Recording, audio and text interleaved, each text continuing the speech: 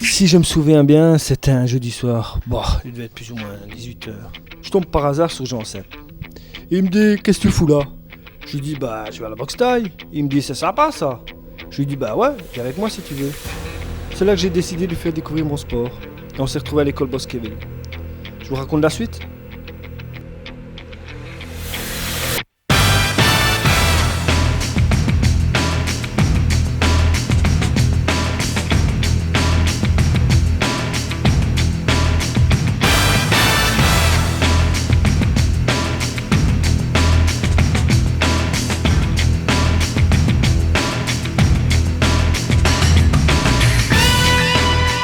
Le Muay Thai, donc l'appellation originale de la boxe thaï, est un art où presque tous les coups sont permis.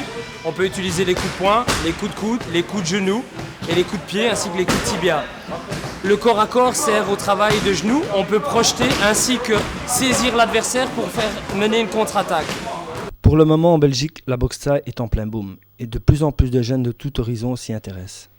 Des filles, des garçons à partir de 10 ans, certains qui sont férus de sport de combat, d'autres qui viennent pour être en forme, pour un sport de loisir ou juste pour savoir se défendre.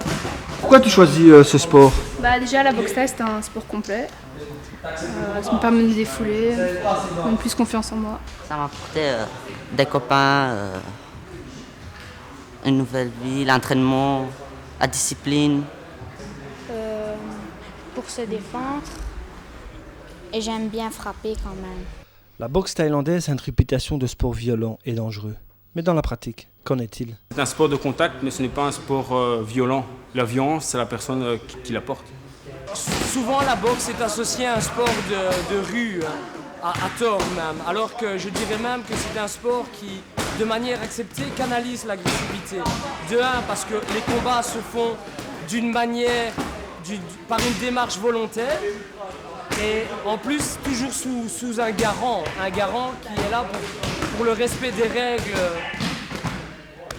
Avez-vous constaté un changement dans le comportement de votre enfant depuis qu'il a commencé la boxe thaï? Oui, je trouve qu'effectivement, il est plus sûr de lui, dans ses attitudes et surtout concernant son relationnel avec les enfants de l'école dans laquelle il est. Et que diriez-vous aux parents qui seraient réticents d'inscrire leur enfant dans ce sport?